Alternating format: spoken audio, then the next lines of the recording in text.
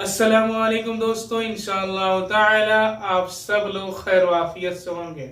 फिर से आज हम आपके सामने हाजिर हुए हैं और आज हमारा जो मौजू है, आज का हमारा मौजू है हेकारी आवाज यानी भारी आवाज। ठीक है ना। हमने आपको हिंदी वर्णमाला में लिखवाया था क से ज्ञ तक। ठीक है ना। जो क से ज्ञ तक हमने लिखवाया था ना, उसी में 10 ऐसे अक्षर हैं जिनको उर्दू जबान में हेकारी आवाज यानी भारी आवाज कहा जाता है। ठीक है ना। जब उर्दू जबान में उसे लिखा जाता है ना, वो भारी आवाज के शक्ल में पहचानने में आता है। ठीक है। अगर आपने मेरे चैनल को अभी तक सब्सक्राइब नहीं किया है तो आप जल्द ही जल्द मेरे चैनल को सब्सक्राइब कर ले, क्योंकि जो पर डे की आने वाली वीडियो है ना, वो आपके मोबाइल पे सबसे पहले पहुंच जाए। ठीक है ना। अगर अच्छा लगे आपको तो लाइक कीजिएगा, कमेंट कीजिएगा और ज्यादा से ज्यादा इसे शेयर कीजिए। आइए हम लोग आते हैं अपने मौजू के तरफ। यहाँ सबसे पहले हमने लिखा हुआ है बिस्मिल्लाहिर्रहमानिर्रहीम यानी शुरू अल्लाह के नाम से जो बड़ा मेहरबान निहायत रहम वाला। और जो हमारा आज का सबक है ना, सबक नंबर 16 है और हमारा मौजू है हेकारी आवाज यानी भारी आवाज। ठीक है। और हमने जो आपका भारी आवाज का जो हर्फ है और जो अक्षर है, हिंदी जबान में इसी को अक्षर कहा जाता है और इसी को उर्दू जबान में हर्फ कहा जाता है। अगर ये वाला अलग अलग हो तो अभी इसे हम ना लफ्ज कहेंगे। ठीक है ना। क्या कहेंगे?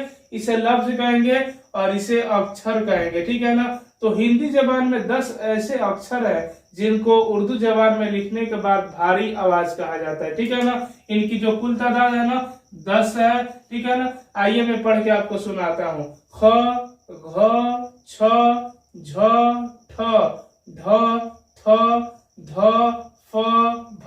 ठीक है ना। और उसी को हमने इसका ट्रांसलेट जो आपको तो मैंने पहले ही बता दिया ना, क से ज्ञ तक के जितना हिंदी वर्णमाला है या अ से अ तक है, वो मैंने उर्दू जबान में आपको ट्रांसलेट करके अगले वीडियो में बता दिया था। और अभी हम जो बात कर रहे हैं ना कि हेकारी यानी भारी आवाज जो है उसके बारे में। जैसे में ख आ रहा है ना, इसके पहले क्या आता है? को आता है। तो को हमने नॉर्मल में कर दिया को, उसके बाद ख, तो ये वाला लंबा टर्न ले रहा है। ठीक है ना।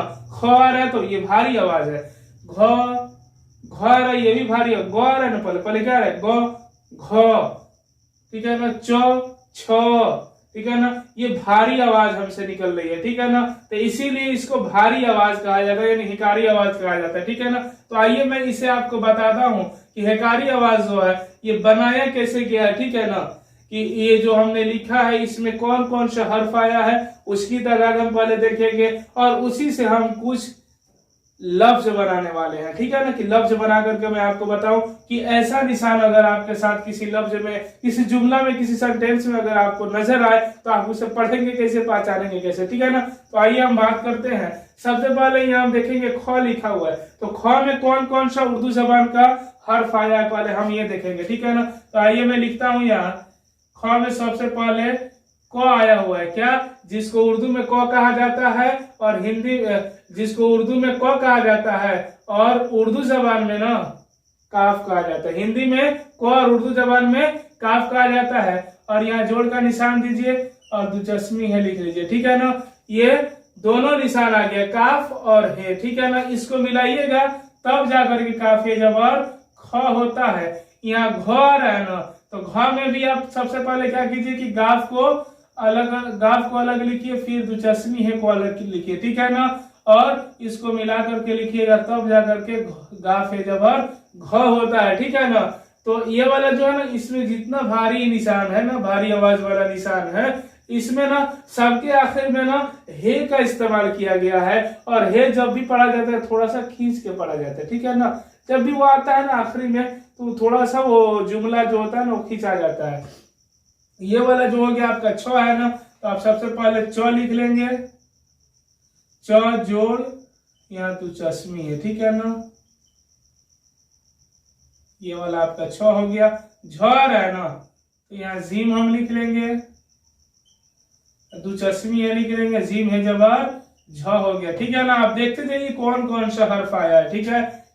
ठ आ रहा है तो सबसे पहले टे जोड़ दुचस्मी है, टे है जबर ठ हो गया। ढ आ रहा है तो सबसे पहले डाल जोड़ है, तो डाल है जबर ढ हो गया आपका। ठीक है ना। फिर उसके बाद थ आ रहा है ना, थ में क्या आ रहा है? सबसे पहले ते आ रहा है, फिर हे लगा लेंगे वहां, ते है जबर थ हो गया, ध है ना, तो ध में दाल आया है तो जोड़ का निशान दीजिए, दाल है जबर ध हो गया, फ है ना, फ में पे आ रहा है तो पे है जबर फ हो जाएगा, क्या होगा। उसके बाद भ आ रहा है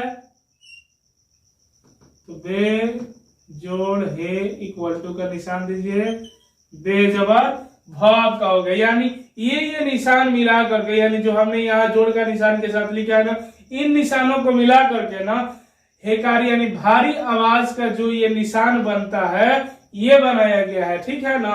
और इसे इसलिए बनाया गया है कि उर्दू का जो क ख ग घ होता है ना, उसमें अगर ट्रांसलेट आप उर्दू में करके लिख ले रहे हैं, इसको इसलिए बनाया गया है कि ये वाला जो है ना, ये वाला, इसको ना अगर आपको लिखना है हिंदी तो बगैर इसके आप इसका ट्रांसलेट नहीं कर सकते हैं, ठीक है जी।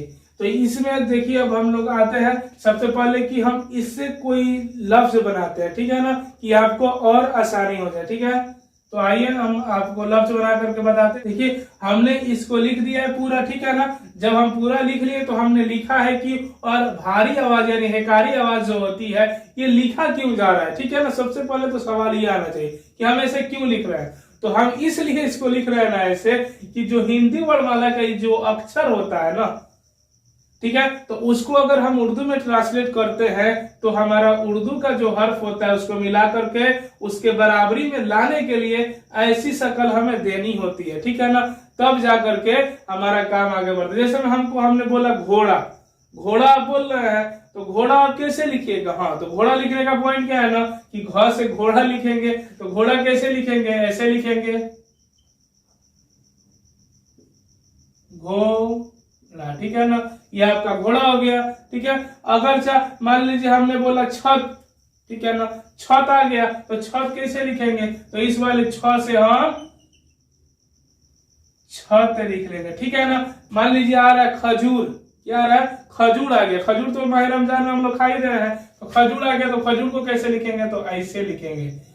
सबसे पहले ख, फिर जीम, फिर वाव, वहां पे जूम रेसाकीन, खजूर, ठीक है ना।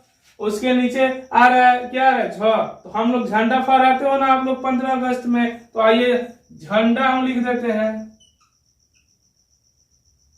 झंडा। झंडा एकदम आसान है, ठीक है ना, सिर्फ आपको देखना है। झंडा हो गया, ठीक है। अब इसके बाद आ रहा है मान लीजिए ठंडा है, ठंडे का मौसम है ना, तो हमको ठंडा लिखना है, तो इसमें हम देखेंगे किससे लिखेंगे ठंडा, तो ठंडा हम इससे लिखेंगे, ठ यही ना है,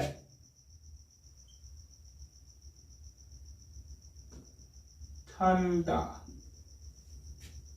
ठीक है ना। ठंडा होता है, या कुछ लोग इसे ठंडा भी लिखते हैं। क्या लिखते हैं बाबू, ठंडा लिखते हैं हे से, ठीक है ना।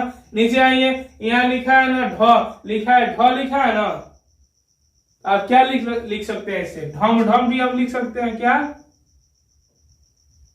ढम ढम, ठीक है ना। इस तरह का आप इससे लफ्ज आराम से बना सकते हो, ठीक है ना। और इसको अगर आप चाह रहे हो कि हम नहीं समझे, नहीं लिखे, तो इसके बगैर आप उर्दू कभी नहीं लिख सकते हो, ठीक है ना। और अगर इसको छोड़ोगे ना तो हिंदी का ये जो 10 अक्षर है इसे भी तुमको छोड़ देना होगा कि हम इसको हिंदी में नहीं पढ़ेंगे, ठीक है ना। इसके बाद ये हमने क्या लिखा, ढम ढम लिखा है। ढम ढम के नीचे देखिए यहाँ आ रहा है ढ के बाद थ आ रहा है, तो थ से हम क्या बनाए, ठीक है ना। थ से हम आराम से बना सकते हैं थम थम, ठीक है ना। थम थम जो होता है आप लोग तो पीते ही है थम थम, ठीक है। उसके नीचे आ रहा है ध, तो ध से हम क्या बनाए, ठीक है ना। तो ध से हम कोई भी लफ्ज जो है ना हिंदी का कोई भी शब्द हम उसका आराम से ट्रांसलेट कर लेंगे, है। तो धम, ध से धम धम भी हो जाएगा कि नहीं, धम धम आप यहाँ लिख सकते हैं, ठीक है ना। इसके बाद यहाँ से धर धर भी हो जाएगा, क्या हो जाएगा, धर धर धर, ठीक है ना। इसके नीचे आइएगा तो फ आ रहा है आपका, क्या आ रहा है बाबू, फ आ रहा है, फ आ रहा है ना। तो फ से हम क्या बनाएंगे, फ से हम आराम से बना सकते हैं फल, फल भी बना लोगे आप, फल फल फल, या अलग इसको आराम से आप फल भी कह सकते हैं, या हम आपको बता दें फागुन भी आप बना लोगे, ठीक है ना, और फुलवारी भी बना लोगे, आपकी मर्जी है, ठीक है ना। भ है ना, तो भ से हम सबसे आसान चीज लिखेंगे, क्या, भारत लिख लेंगे, हमारे देश का नाम है, ठीक है ना। भारत जो हो गया, भारत के बाद भाषा भी हम इसी से लिख लेंगे, भाषा हो गया, ठीक है ना। आप जो चाहो वो लिख सकते हो। और एक पॉइंट की बात आपको समझनी है, यहाँ पता है क्या समझनी है, ये हमने लिखा है धर धर, तो आप कहेंगे भैया कि सर जी हई वाला है यहाँ कहाँ से आ गया, ये तो आ रहा है हई वाला है, ध में ये वाला है, आपने इसे क्यों लगा लिया। तो मेरे प्यारो आप इसे लगा सकते हो, ठीक है ना, क्योंकि इस है को और इस है को काम के लिए इस्तेमाल किया जाता है, ठीक है ना। अगर चाह आप इसे लगा रहे हो ना, धर धर, तो ये भी ठीक है, ठीक है ना, गलत नहीं है। तो हमने आपकी आसानी के लिए ये वाला है इस्तेमाल किया कि लिखने में ना बड़ी आसान होता है, ठीक है ना। तो ये वाला देखिए हमने सबसे कुछ ना कुछ लिखा हुआ है, जैसे में ख है ना, ख से खजूर लिखा हुआ है हमने, है, और ख से हम खाना भी यहाँ लिख सकते हैं। आपकी मर्जी है ना भैया, आप वगैरह जितना लिखना चाहो इससे बनाओ कि तुम्हारे लिए आसानी हो जाए। यहाँ घोड़ा लिखे है ना, है, घोड़ा के बाद आप क्या लिखोगे, यहाँ हम घर भी लिख सकते हैं, ठीक है ना। छत लिखा है ना, तो हम यहाँ छाता भी लिख सकते हैं, ठीक है, ये आपकी मर्जी है। झंडा है ना, झाड़ा भी हम लिख सकते हैं, ठीक है। यहाँ ठंडा ठंडा ठंडा ठंडा, एक होता है, एक ठंडा होता है, क्या होता है बाबू, एक ठंडा होता है और एक ठंडा होता है, हमने वो भी लिख दिया है। यहाँ रहा ढम ढम, ढर है ढम ढम, आप ये नहीं तो इसको लिख सकते हैं, ढाका, सबके यहाँ तो ढाका होगा ही, ठीक है ना। अब बिहारियों की है ये नियम है कि ढाका छैटी सब होता है हमारे यहाँ, ठीक है ना। छैटी से हमको याद आ गया, यहाँ छर है तो आप छैटी भी लिख सकते हो, ठीक है ना।